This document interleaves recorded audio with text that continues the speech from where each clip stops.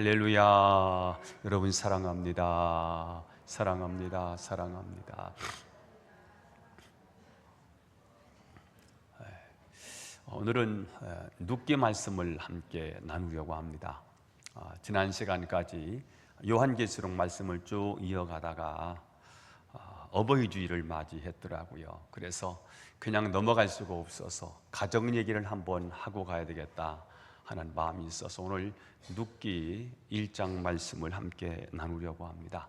사사기 말기에 있었던 유대 나라의 한 시어머니와 한 며느리의 이야기가 눕기서에 기록되어 있습니다. 어느 날 유대 땅에 큰 흉년이 들었습니다. 그래서 베들레헴에 살고 있었던 엘리멜렉과 그의 아내 나오미가 두 아들 기련과 말론이라고 하는 두 아들을 이끌고 다른 나라 땅 모압 땅으로 이주를 합니다. 자, 그런데 그만 모압 땅에서 얼마 있다가 남편이 세상을 먼저 떠나고 맙니다. 남편은 기둥입니다. 생계를 책임져야 되는 기둥인데 기둥이 쓰러진 거예요. 기둥이 사라진 거예요. 가정이 굉장한 큰 위기를 만난 거지요. 얼마 후에 두 아들이 모압 여인들과 결혼을 해서 그 가정에 새로운 식구가 생기면서 어느 정도 슬픔이 해소된 듯 했습니다. 그런데 두 아들마저 어떤 사고로 그랬는지 질병이 갑작스럽게 찾아와서 그랬는지는 잘 모르겠지만 두 아들마저 세상을 떠나고 말았습니다. 이제 그 집안에는 남자들은 다 사라지고 과부 셋만 남아있는 아주 슬픈 가정이지요. 절망 인생, 참혹한 그런 고통 인생이 시작된 가정 이야기를 소개하고 있습니다. 이런 상황에서 시어머니 나오미가 자기 고향 베들레헴에 풍년이 들었다는 소식을 듣습니다. 그래서 나오미는 고향으로 돌아갈 것을 결정합니다. 이제 베들레헴으로 돌아가야 되겠다. 이건 모압 땅은 우리 집안을 삼키는 죽음의 땅이다. 이제 고향으로 돌아가서 고향 산천을 바라보면서 고향 식구들과 함께 고향 친구들과 만나서 그렇게 살다가 죽어야 되겠다라고 생각을 하고 이제 모압 땅을 떠나서 고향으로 가는데 아마 두 며느리를 데리고 가고 싶었을 것입니다. 며느리들의 섬김, 며느리들의 공양이 있기 때문에 고향으로 돌아가면 두 며느리가 잘 섬겨줄 것 같은 기대감이 있기 때문에 꼭 데려가고 싶은 마음이 분명히 있었을 것입니다. 그러나 나오미는 자신의 필요보다는 며느리들의 장래를 생각해서 너희들은 그냥 고향 땅에 남아있는 것이 좋겠다. 너희 친정으로 돌아가서 제가 하든지 아니면 친정으로 돌아가서 너희 부모님과 함께 사는 것이 좋겠다고 그렇게 말을 해 주었습니다.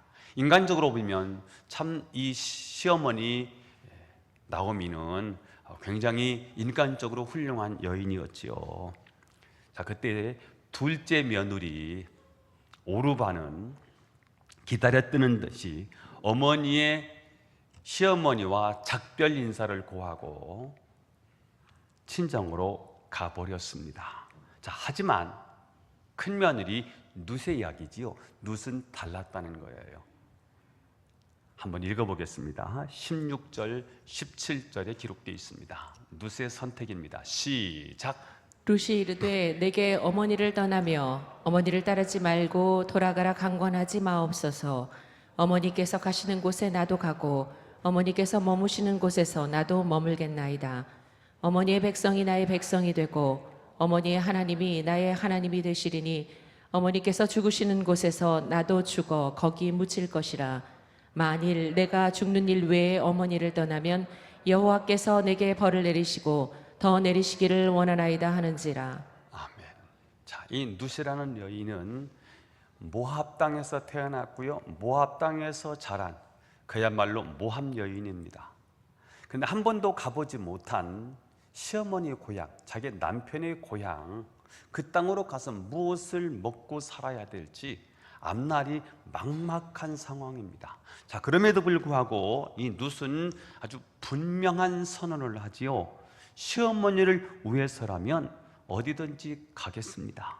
시어머니께서 머무시는 곳에 저도 머무르겠습니다. 설령 죽음의 자리일지라도 제가 곁에 있어 드리겠습니다. 만약 제가 어머니 곁을 떠난다면 하나님께서 나에게 벌을 내리신다 하더라도 제가 벌을 달게 받겠습니다. 마치 결혼 서약문과 또 같은 그런 고백을 하고 있습니다.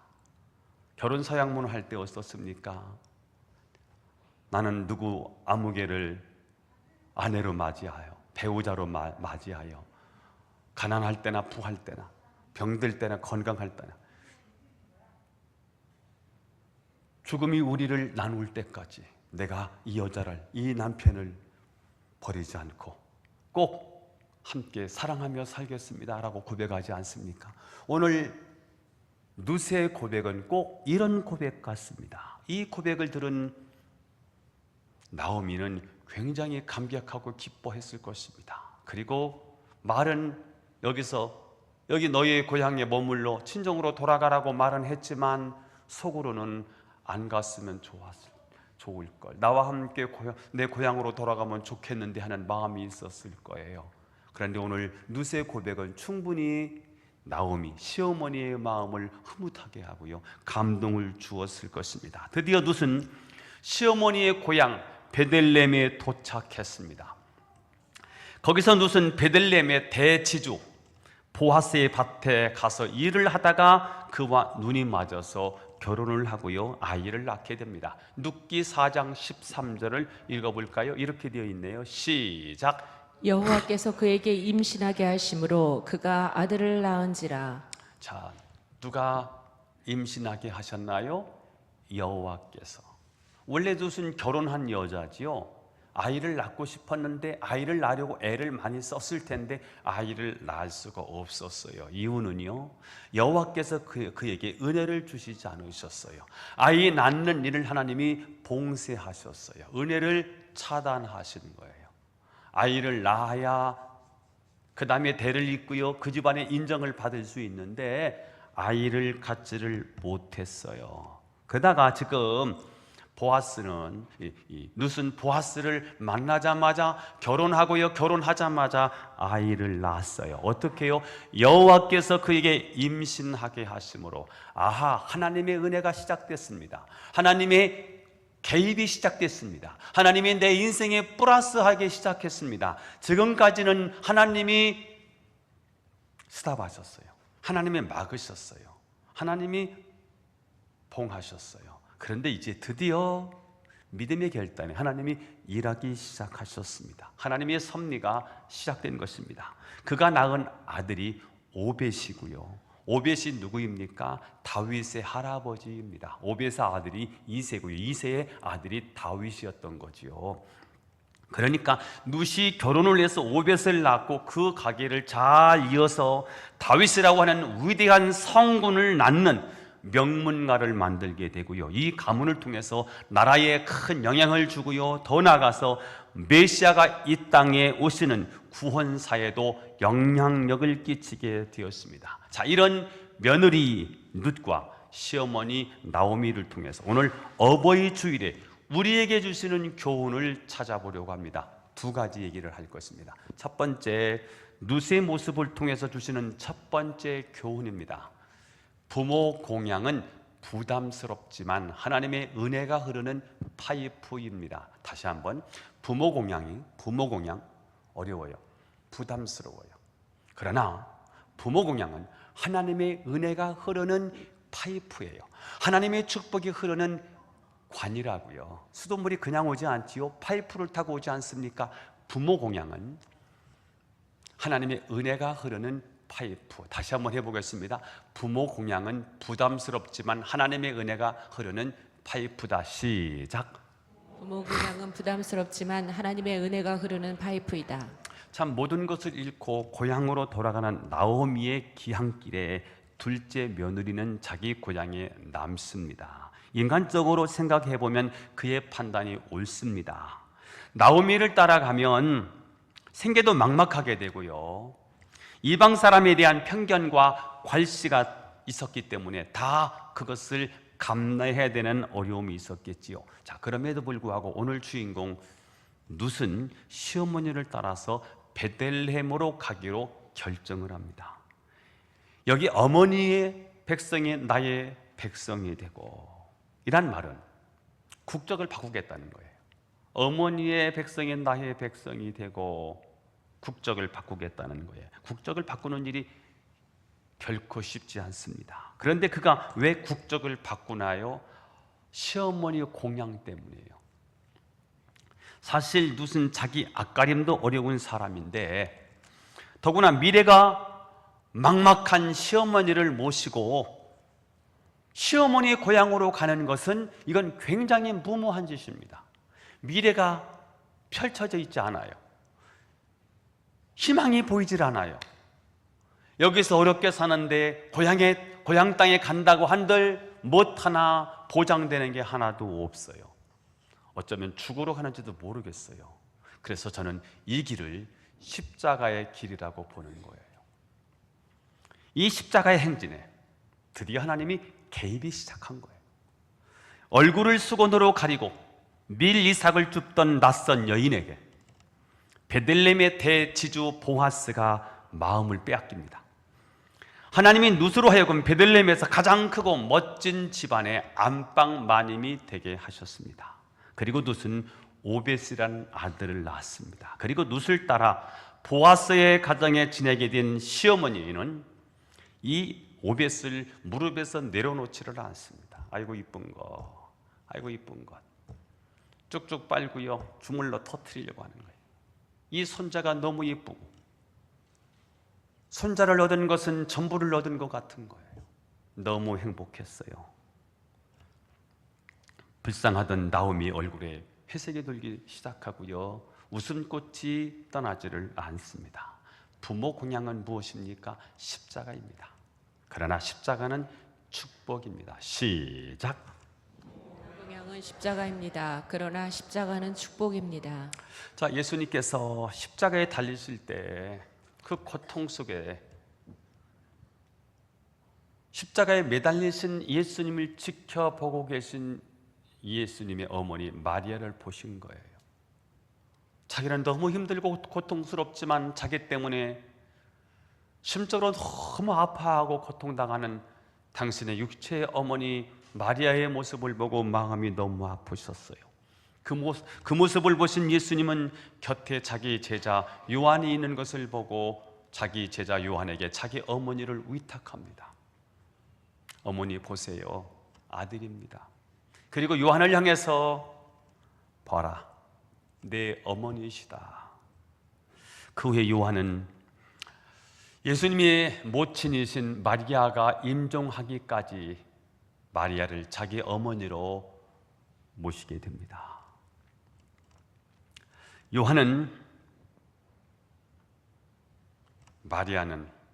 요한에게 있어서 마리아는 십자가였습니다.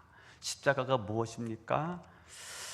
한마디로 내 마음대로 살지 못하게 하는 것이 십자가입니다. 어떤 사람 때문에 또 어떤 일 때문에 내가 내 마음대로 살지 못하게 되는 것, 그게 십자가지요.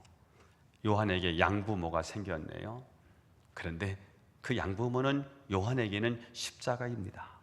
사실 요한은 성격이 대단히 독선적인 사람이고 질투와 이기심이 많았던 사람이었어요. 그리고 어떤 일에 불의가 보이면 참지 못하고 불같이 화를 내는 그런 불같은 성정을 가진 사람이었어요. 어느 날 예수님이 사마리아로 막 지나가시려고 하는데 사마리아 사람들이 못 들어가도록 통과를 안 시키는 거예요. 그 모습을 봤던 제자 요한이요, 예수님 지금 당장 저 불을 내려서 저것들을 다 불태워 죽이십시다 라고 할 정도로 불같은 성정을 가진 사람이었습니다. 그런 그가 사랑의 사도가 됩니다. 사복음서에 나타났던 요한은 예수님으로부터 사랑받는 제자였어요. 예수님이 사랑하는 제자 베드로, 요한, 야고보 세 명의 제자 가운데 한 사람이 사도 요한이었거든요. 사랑만 받았지 사랑을 할 줄 몰랐던 사람이고요. 사랑을 독점하려고 했던 사도 요한이 서신서 요한 1서, 2서, 3서에 나타났던 요한은 사랑하는 성도들을, 이웃들을 사랑하는 사도가 되었습니다. 그가 어떻게 자기만 알았던, 사랑받을 줄만 알았던 사도 요한이 사랑하는 사도가 될 수 있었을까? 그것은 그가 목회하면서 주님이 맡겨주신 십자가를 졌기 때문이에요. 주님이 맡겨주신 십자가가 무엇입니까? 어린 양이었어요. 요한복음 21장에 보면 예수님이 부활하시고 실패한 제자들, 고기잡이 하러 고향에 갔던 제자들, 고기 한 마리 낚지 못했던 그 현장으로 예수님이 찾아가시지요.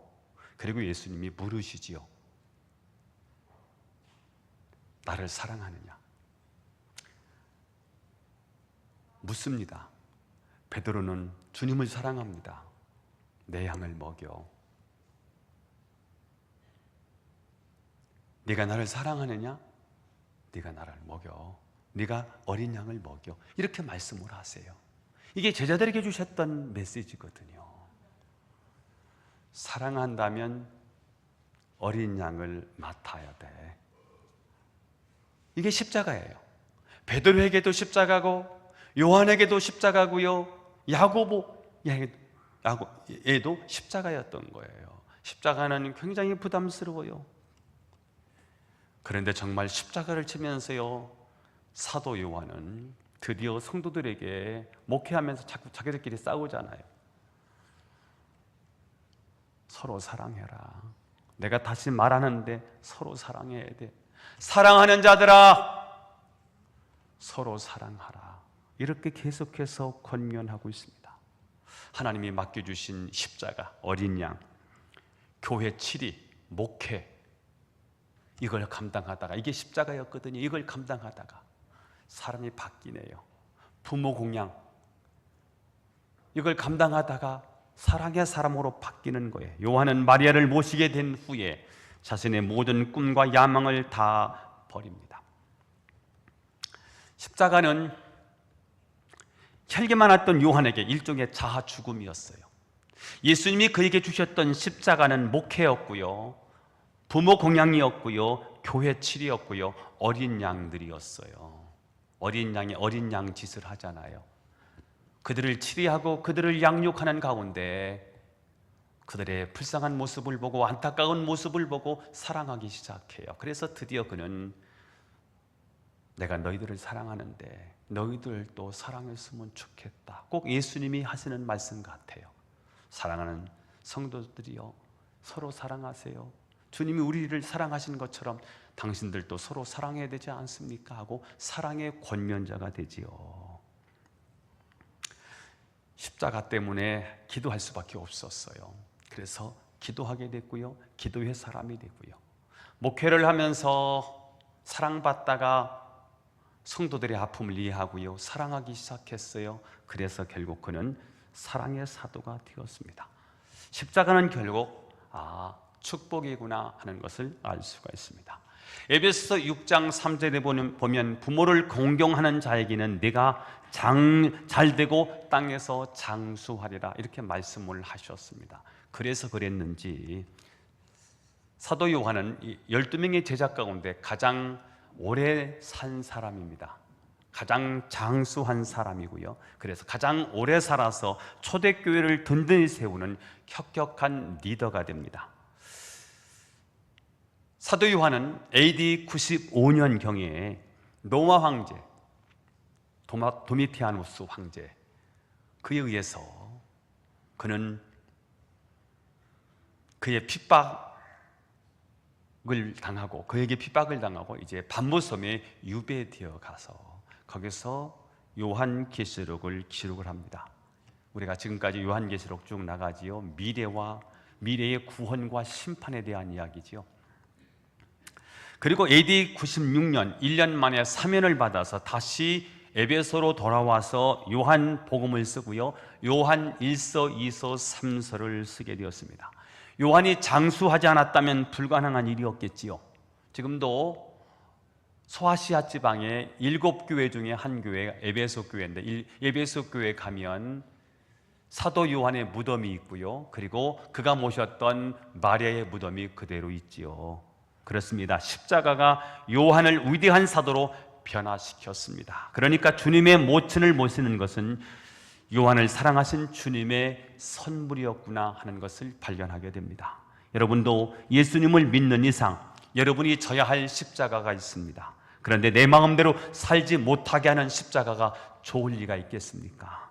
부담스럽고요, 싫고요, 원망스러운 일이지요. 그러나 여러분, 정말 그것이 내 인생을 바꾼다는 거예요. 하나님께서 그것을 통해 나를 향한 놀라운 계획을 이루신다는 거예요. 부모님을 제가 모시고 있지 않습니까? 저희 어머니가 88세, 저희 아버지가 87세세요. 젊어서는 잘 몰랐는데 연세 드시니까 자꾸 병원을 가셔야 되고요. 이제 섬김이 없이는 홀로 이제 살아가실 수 없는 그런 연세가 되셨더라고요. 우리가 모시지 않으면 요양원에 가셔야 되는 일이지요. 요양원에서의 마지막 모습은 죽음을 기다리는 모습인 것 같아서 참 그랬어요. 그런데 두 분이 건강하셔서 이렇게 건강하신 몸으로 이렇게 사시니까 너무너무 좋아요. 부모를 모시는 일이 쉽지는 않지요. 여러 가지 시간도 많이 내야 되고요. 특히 연세 드시고 병원을 자주 가셔야 되는 분이기 때문에 많은 시간을 할애해야 돼요. 근데 믿음이 있는 거예요. 부모 경영은 뭐라고요? 하나님의 은혜가 흐르는 뭐라? 파이프라는 거예요. 믿으십시다. 요즘 자녀들이 부모를 잘 모시려고 하지 않아요. 모셔도 재산 상속을 기대하고 부모를 모시지 재산 상속이 없는 노부모를 모시려고 하지를 않습니다. 왜 그럴까요? 부모 공경은 부담이고요, 십자가이기 때문이지요. 자, 그런데 오늘 누색에서 시어머니는 분명히 십자가였지요. 그러나 그 십자가인 시어머니를 모시고 베들레헴에 왔다가 보아스를 만나면서 인생 역전이 돼요. 팔자가 바뀌는 거예요. 대지주의 아내가 되고요, 아들을 낳았어요. 그 아들이 다윗의 할아버지예요. 다윗의 가문. 이 가문이 누가 오시는 가문이지요? 누가 오시는 혈통입니까? 예수님이 오시는 혈통의 족보를 만들어내는 아주 위대한 주인공이 되지요.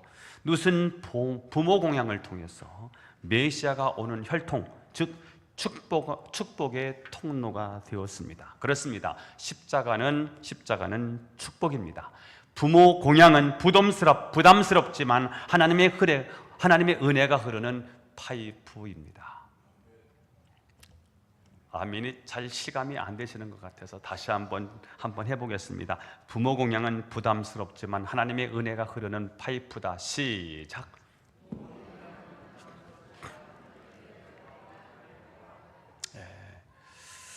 은혜가 흐르는 파이프라고 생각하고요, 부모님을 꼭 모셔야 된다는 말이, 지금은 부모님이 불편하대. 그래서 혼자 사실 수 있으면 혼자 사시도록 하는 게 좋겠지요. 서로 간섭 안 받고 사는 것도 좋은 지혜니까. 그러나 우리의 중심은 부모를 공양해야 되겠다, 부모를 섬기겠다는 마음으로 우리가 살아야 된다는 거예요. 부모 공양은 부담스러운 일이에요. 그래도 하나님의 은혜가 흐르는 통로다, 파이프다라는 사실을 믿으시고 부모 공양 잘 하실 수 있기를 저와 여러분 모두가 될 수 있기를 축복합니다. 두 번째, 나오미의 모습을 통해서 주시는 두 번째 교훈은요, 좋은 부모는 후손들에게 참된 믿음의 모델을 보여줍니다. 좋은 부모는 후손들에게 참된 믿음의 모델을 보여준다. 시작. 좋은 부모는 후손들에게 참된 믿음의 모델을 보여준다.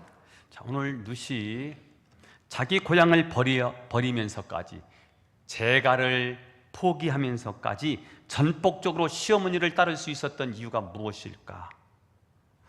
나오미를 통해서 발견되는 여호와 하나님을 믿는 신앙 때문이에요.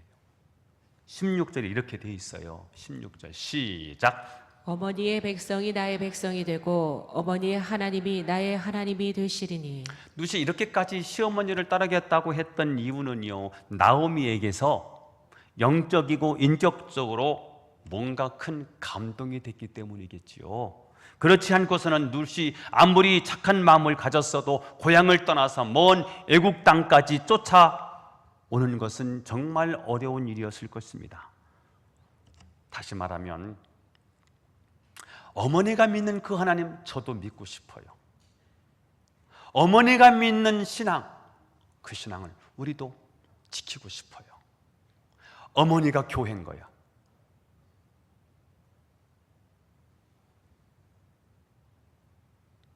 너희들이 믿는 신은 그냥 믿어.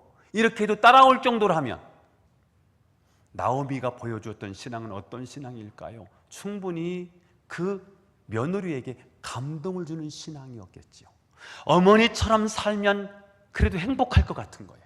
어머니가 믿는 하나님을 내가 믿으면 그 하나님이 나에게도 동일한 은혜를 주실 것 같은 거예요. 그래서 어머니가 믿는 하나님 저도 믿고 싶어요. 여러분, 신앙은 무엇입니까? 신앙은 전수입니다. 신앙은 뭐다? 전수예요. 전하는 거예요. 신앙은 전수예요. 나 홀로 신앙이 안 돼요. 하나님이 하늘에서 무슨 음성을 들려주셔서 예수를 믿는 게 아니에요. 하나님이 먼저 내게 주신 믿음의 향기를 부모가 자녀에게, 선배가 후배에게, 이전 세대가 다음 세대에게 전수하는 것이 신앙입니다. 그래서 기독교는 전수의 종교예요. 그래서 바톤 터치를 잘하는 거예요. 신앙은 뭐냐면요, 나의 당대로 끝나는 건 신앙이 아니에요. 신앙은 전수예요. 바톤을 다음 세대에 이어주는 게 목표예요. 릴레이에서 계주를 하지 않습니까? 모든 체육대회의 꽃은요, 가장 하이라이트는요, 마지막 계주 경기가 끝나야 이게 끝나는 거거든요. 근데 하이라이트예요. 하이라이트 중에 하이라이트가 뭐예요? 바톤을 이어주는 거야. 바톤을 놓치면 못 따라가.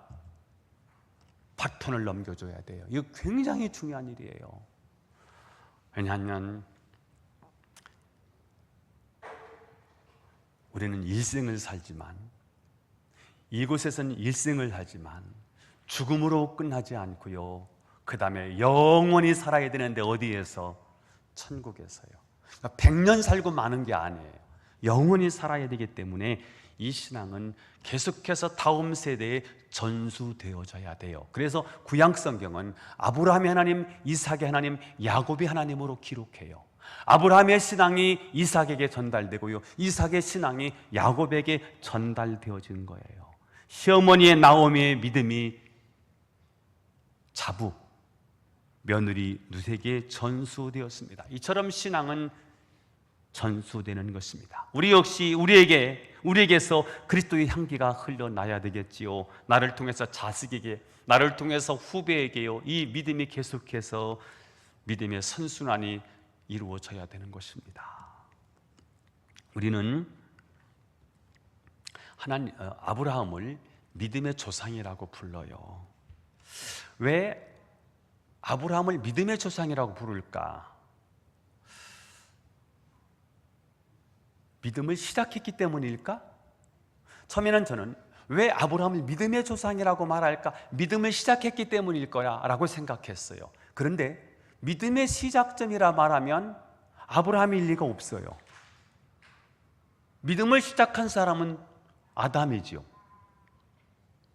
아벨이지요, 셋이지요, 노아이겠지요, 노아의 아들이 셈이지요, 아르박사시겠지요, 살라이겠지요. 생각해보면 믿음의 시작점은 얼마든지 아브라함 이전에 있었어요. 그런데 왜 하나님께서는 아브라함을 믿음의 조상이라고 말씀하시는 것일까? 왜 하나님은 셈이 아니고 아브라함을 믿음의 조상으로 삼으셨을까? 훗날 아브라함이 며느리를 구하기 위해서 종을 자신의 고향 메소포타미아 갈대 우르에 보내서 자기 며느리감을 보내려고 종을 보냈는데 그곳에는 여전히 셈이 살아 있었어요. 앞으로 쭉 가면 10대 정도 가야 되는 거지요. 이미 같이 살고 있었어요. 이때가 565세지요. 아직도 셈은 살아 있었어요. 그리고 그 후손들도 역시 갈대 우르의 문명의 발생지 메소포타미아에 살고 있었어요. 그리고 분명히 그들이 여호와 하나님을 섬기고 있었습니다. 사실 아브라함에게 신앙을 전해준 것은 노아였고요. 노아의 아들 셈이었습니다. 그런데 왜 셈을 통해서 믿음이 전수되지 않고 아브라함을 통해서 믿음이 전수되었을까? 아브라함의 믿음은 점점 창대했는데요. 셈의 믿음은 역사에서 그만 사라지고 말아요. 아이러니죠. 셈은 노아의 아들이지요. 큰 아들이지요. 셈은 홍수 사건을 직접 겪은 사람이고요. 그 홍수 심판에서 살아난 8명 중에 한 사람이었고요. 아버지 노아의 구원 신앙을 바로 곁에서 일평생 지켜본 목격자였습니다. 그런데 그에 비해서 아브라함은 그것들을 귀로 듣고 배운 사람에 불과해요. 과연 누구의 믿음이 더 생명력이 있어야 하겠습니까? 당연히 셈이겠지요. 그런데 이상하게도 당연히 살아있어야 될 셈의 신앙은 소멸되고요, 아브라함의 신앙만이 오늘 우리에게까지 전달되고 있다는 사실입니다. 그러면 셈의 신앙은 왜 소멸되고 말았을까? 그러면 성경 속에서 한번 찾아보겠지요. 야곱의 외삼촌이 나반인데요, 다 이 셈족의 후손들이죠. 셈족의 하나님을 소유한 사람이었지만 나중에 보니까 이 나반이 드라빔이라는 우상을 섬기고 있었어요. 그리고 그의 삶을 보니까 오직 물질만 추구하는 탐욕적인 삶이었습니다. 두 딸을 돈 받고 팔아먹어요. 나반이, 이 사람이 여호와 이름을 부르고 있어요. 여호와를 섬기는 사람이에요. 그 사람의 가정 수호신인 드라빔을 또 우상으로 섬기고 있네요. 그리고 얼마나 물질에 집착하고 있는지 자기 조카가 와서 일을 하는데요, 일만 시키지 돈도 안 줘요. 그리고 품삯을 10번이나 10년치 품삯을 떼먹어요. 이렇게 악덕 포주죠. 그런 사람이 나반이죠. 자, 그러니까 오늘 나반의 신앙이라든지 셈족의 신앙을 보니까 부귀 영화와 세속적인 가치를 더 중요하게 추구하는 신앙으로 변질되어 있었던 겁니다. 지금 오늘 현대인의 모습이, 그리스도인들의 모습이 많이 지금 여기 세상적으로 치우쳐져 있죠. 이 신앙이 다음 세대로 이어가려고 하는데요, 이게 너무 약해요. 파워가 없어요. 다음 세대로 이게 신앙이 전수되어야 되는데 우리의 신앙이 꺼질 듯 지금 굉장히 불안하거든요. 왜요? 세상에 너무 집착되어 있어요. 돈 하고 있는 거예요. 돈이냐 하나님이냐라고 선택할 때 다 돈을 선택하는 유약한 신앙을 가지고 있기 때문에 그 다음 세대까지 이 신앙을 전수하기가 굉장히 위험하더라는 거예요. 그래서 셈의 신앙은 소멸되고요, 다음 세대에 계승을 하지 못하고 역사의 뒤안길로 사라지고 말아요. 자, 그러면 하나님께서 왜 아브라함을 믿음의 조상으로 삼으셨을까? 그의 믿음을 보셨기 때문이에요. 그러면 아브라함의 믿음은 어떤 믿음일까요?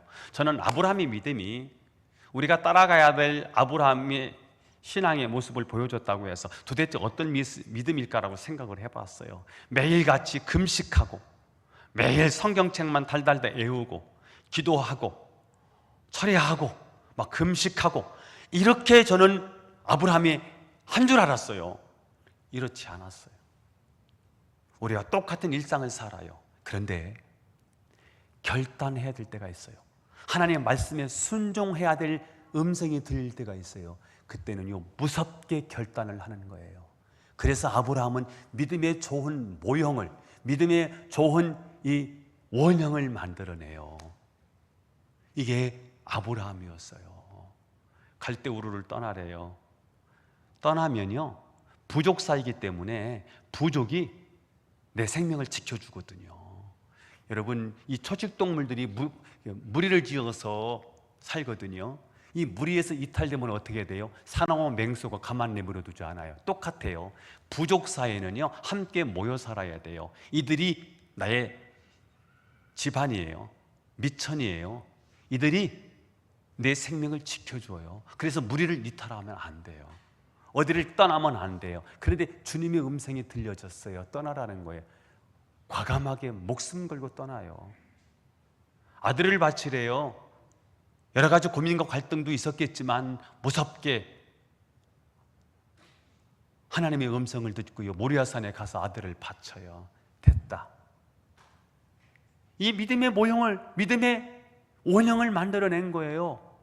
어떻게 신앙생활을 해야 될지 아브라함이 원형을 만들어낸 거예요. 그래서 너는 믿음의 조상이다, 이렇게 인정을 받은 거예요. 자, 오늘 누시 고향을 버리면서까지 시어머니를 따라갈 수 있었던 것은 나오미의 삶을 통해서 여호와 신앙을 받기 때문입니다. 룻은 나오미의 신앙을 통해서 영적으로 또 인격적으로 감동을 받고, 나도 어머니가 믿는 하나님을 나도 믿고 싶다는 마음으로 시어머니의 신앙을 전수받았어요. 여러분, 참된 신앙의 매뉴얼을 만들어주는 게 굉장히 중요하더라고요. 자, 미국을 세운 사람들이 누군지 아시지요? 프리탄, 청교도들이에요. 영국에서 영국 사람들이 캐톨릭을 믿다가 캐톨릭이 썩고 부패했어요. 그래서 종교 개혁을 해요. 헨리 8세가. 그리고 종교 개혁을 단행하고요, 죽어요.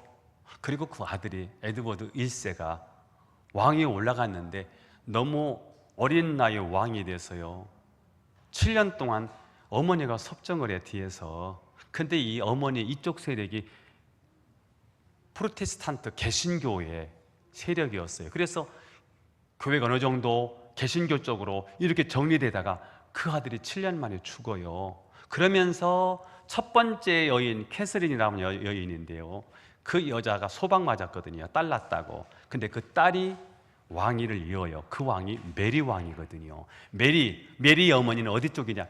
스페인은 뼛속까지 캐톨릭이지요. 그래서 그 어머니가 섭정을 하면서 영국에 있는 그 왕정이 있었던 그 개신교 쪽에 있는 사람들 300명을 숙청해 버립니다. 그때 아이고라 사람 살려 하고 도망간 곳이 어디냐면 스위스 제네바입니다. 켈빈에 의해서 완벽한 그리스도의 이름으로 성시화가 되어 있는 제네바시에 가서 피난 생활을 해요. 거기서 뭘 봤냐면 그 장로님들이 다 시의회 의원들인 거예요. 그래서 완벽한 성시화되어 있는 교회가 나라를 다스리는 완벽한 모습을 봐요. 우리가 영국에 돌아가면 우리도 나라를 저렇게 다스려야 하지. 그러고 났는데 정말 메리 왕도 역시 얼마 살지 못하고 죽고요. 이제는 두 번째 여인, 그 여자 때문에 내쫓았지요. 그리고 종교개혁이 단행되게 됐는데 앤 볼린이라는 그 여자가 아이를 낳았어. 그것도 딸이야. 그 딸의 이름이 엘리자베스 1세거든. 그 엘리자베스가 이제는, 이 사람은 또 이제 개신교 쪽이야. 그래서 이들이 영국에 피난 갔던 청교도들이 돌아와요. 청교도라는 이름이 붙었던 말이 뭐냐면, 와서 보니까 캐톨릭의 잔재가 너무 많아. 그래서 청소해야 된대. 바꿀 게 너무 많아. 정화해야 된대. 하도 그러니까 니들은 얼마나 깨끗한데 맨날 청소하라고 하냐 해서 붙였던 이름이, 그래서 프리탄이라는 말이 나오고요, 청교도라는 이름이 붙여졌어요. 자, 그들이 돌아와서 보니까 개혁이 잘 안 돼. 엘리자베스 1세도 이 개신교로 완전히 안 돼. 이 국교가 성공회가 완전히 프로테스탄트로 돌아오질 못하는 모습을 보고요, 이들이 안 되겠다 해서 이제는 미국이라는 나라로 떠나요. 그 우리가 잘 알지요. 102명이 메이어플라워를 타고 프리머스에서 출발해가지고 미국이라는 어느 곳에 도착을 했는데 이름도 모르겠어요. 아예 출발한 항으로 이름을 붙이자 해서 그게 프리머스거든. 거기서 이제 그들이 나라를 세워요. 왜 나라를 세우지요? 예수 잘 믿는 나라를 세우겠다는 거예요. 미국이라는 나라를 하나님을 섬기는 나라로 만들겠다는 거예요. 그래서 미국이라는 나라가 그렇게 해서 세워져요. 자, 그렇게 해서 목숨 걸고 대서양을 건너서 미국이라는 나라를 개척해서 미국 나라를 세워가는 거예요. 그러면서 1776년 영국으로부터 독립하면서 미국이 전 세계를 제패하는 나라가 되잖아요. 자, 뭐로 세우느냐 하면요, 후손들에게 신앙의 바톤을 이어주는 거예요. 후손들에게 계속해서 신앙의 바톤을 이어주는 거예요. 미국이 잘한 게 뭐냐면 자기 후손들에게 바톤을 이어주는 일을 하는 거예요. 근데 문제가 생겨요. 1세대는요 이게 되는 거예요. 왜냐하면 뜨거우니까, 하나님을 직접 만난 거니까, 하나님 음성 들은 거니까. 그래서 목숨 걸고 미국 땅에 와서 신앙으로 나라를 세우려고 왔는데 다음 세대 가니까요, 잘 먹고 잘 살다 보니까 얘들은 신앙에서 자꾸 멀어져요. 그러니까 이 어른들이 얘들한테 정치 맡기면 안 된다. 신앙 없는 애들한테 관직을 맡기면 안 된다. 그래서 교회가 앞장서서 무슨 일을 하기 시작하느냐 하면 세례를 점검하기 시작합니다. 유아 세례 받았는데 유아 세례를 인정하지만 유아 세례만 가지고는 이 나라를 이끌어갈 수 없다 이거예요. 그래서 세례를 다시 받게 만들어요. 미국이란 나라가 그렇게 해서 강한 기독교 국가로 만들어가는 거거든요. 그래서 세례를 받는데 다시 성인이 돼서 세례를 받게 하는데, 제가 예수님을 믿습니다, 그래서 세례를 주는 게 아니에요. 모두가 인정해야 돼요. 다시 말하면 기독교적인 삶이 동반되지 않으면 그건 다 가짜라고 본 거예요. 세례를 줘야, 세례를 받아야 이제 공무원도 할 수 있고요, 출세할 수 있는 거예요. 대학도 들어갔는데 그냥 대학을 안 보내. 세례 증서가 있어야 대학을 보내는 거예요. 모건대가 지원으로 들어가려면 세례 증서가 있어야지요. 가짜가 많아. 그런데 미국은 안 된다는 거예요. 그래서 만장일치 그 교회의 모든 교인들이 저 사람은 예수를 믿는다고 인정을 해줘야 세례를 받아요. 그러면 교인이 되는 거예요. 교인이 되어야 그 나라 국민이 되는 거야. 이래서 미국이 기독교 국가를 만들면서요, 상공업이 발달하면서 전 세계를 제패하는 나라가 돼요. 뭘 잘했느냐? 바톤 터치를 잘한 거예요. 이걸 잘하려고요 얼마나 애썼는지 이해되시죠? 미국이라는 나라가 전 세계를 그렇게 제패할 수가 없었어요. 그런데 전 세계를 제패할 수 있는 이유가 뭐겠어요? 막스 베버와 칼 막스의 대립이에요. 이제 20세기 등장하면서. 근데 마르크스 이 주의를 저항하고 나선 사람이 막스 베버인데, 그 사람이 유명한 책을 썼어요. 그게 프로테스탄티즘과 기독교 윤리거든. 그 책이 굉장히 유명한 책입니다. 1950년대 이전에 쓰여진 책인데요, 그 책이 막시즘을 이겨요.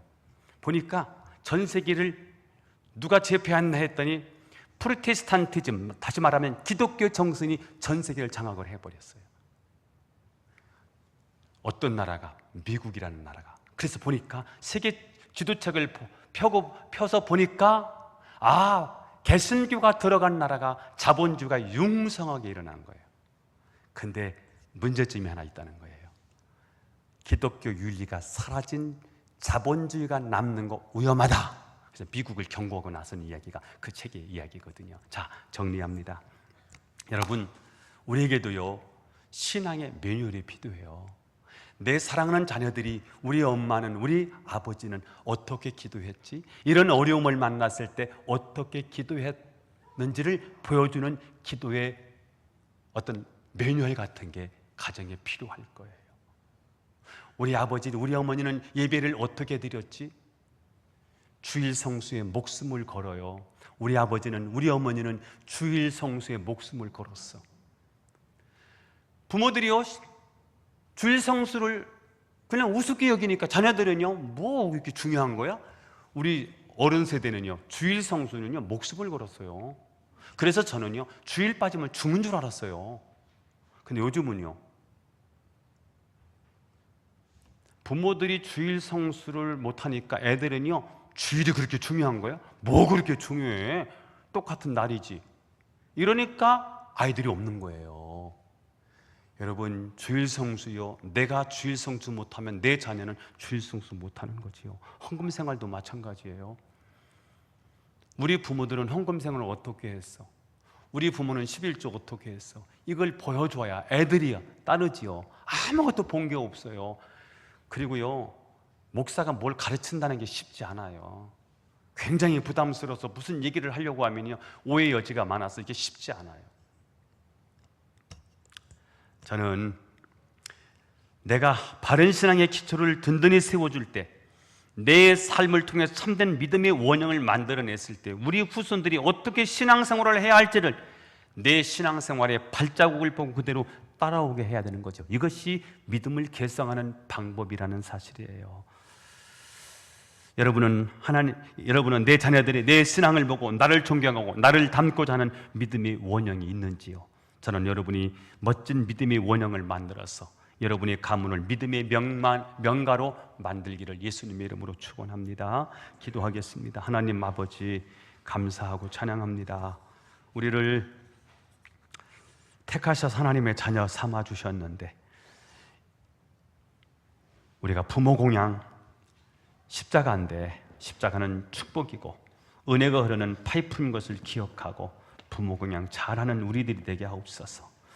좋은 부모가 되게 하옵소서. 후손들에게 참된 믿음의 모델을 보여주는 좋은 부모가 되게 하옵소서. 예수님의 이름으로 기도하옵나이다. 아멘.